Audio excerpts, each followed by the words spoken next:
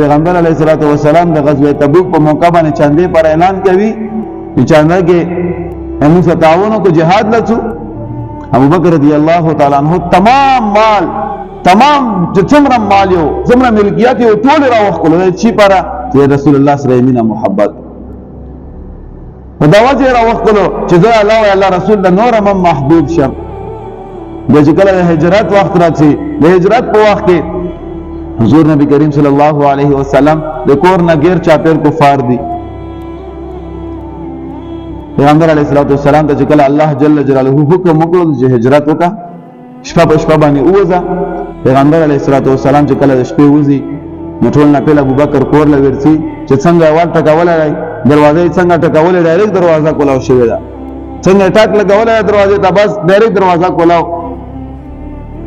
پیغمبر علیه الصلاۃ والسلام حیران شول چې مخ دروازه وټکول او ډایرکټ کولاو کړل. نو خاصه معلومی کې لکه دروازه کې اول نه ولاړوي و اے ابو بکر ته دروازه کې اول نه ولاړوي. ابو بکر رضی الله تعالی عنہ عرض کوي و یا رسول الله چې کله نه هجرت حکم شوی دی نو ما ته پته لګیدلې و چې کله ته هجرت کوي نو زه مې تاسو راځم. ما وې ځان سره بوزي نو درې مسلره مشپا چې د دروازه کې هر شپه ولاړم اسنه ته دروازه وټکوي او زه په کوټه کې ناست وم. اسنه ته دروازه وټکوي او ته چې کوم ما وځنه په انتظار باندې تکلیف کې نشي په دا وجه باندې درې سالوش په نزل د دروازه کې ولاړم. د مینا محبت د نبی علیه الصلاۃ والسلام یا د مینا محبت دی چې په خله باندې چې رسول الله صلی الله علیه وسلم مینا محبت دی خو سنت باندې ژوند نشم تیرولای. رسول الله صلی الله علیه وسلم مینا محبت دی خپل کور کې پرده نشم راوستای خپل کور نه غانه بجانه نشم مخکلای خپل کور کې شیطان لزای ور کړای او خبره کوم چې ما الله او الله رسول سره مینا محبت. حضرت عمر رضی الله تعالی عنہ کله چې ایمان راوړلو ایمان نه بعد ایمان په خوان باندې چې کله پوه شولو او الله او الله رسول سره کله مینا محبت پیدا شولو د دشمنانو نه دوست جوړ شولو. نو بیا حضرت عمر رضی الله تعالی عنہ ته یو صحابي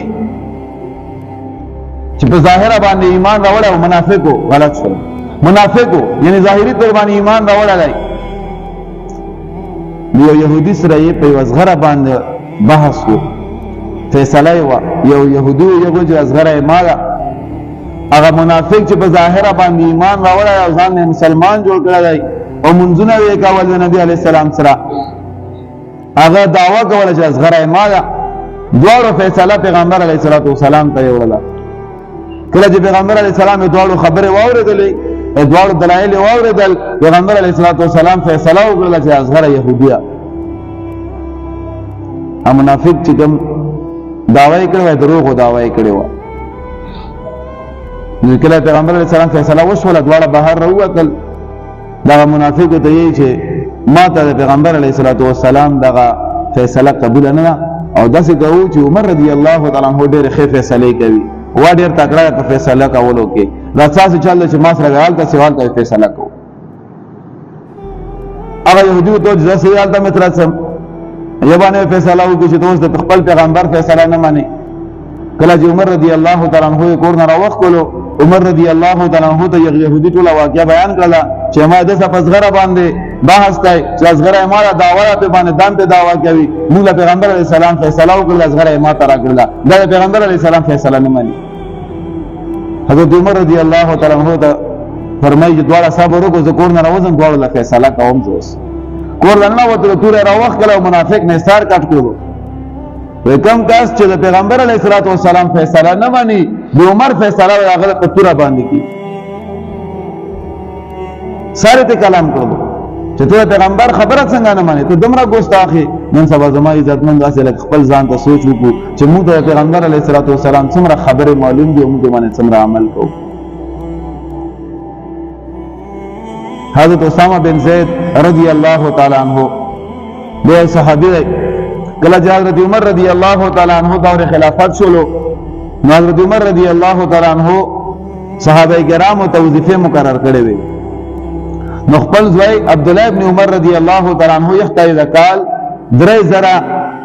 درهم یا 3000 دینار مقرر کړیو کال په کال وته ملاویدل. اسامه ابن زید رضی الله تعالی عنہ هغه ته حضرت عمر رضی الله تعالی عنہ 3.5 درهم مقرر کړل. نزویه سی ګیلا وکړه یا باجان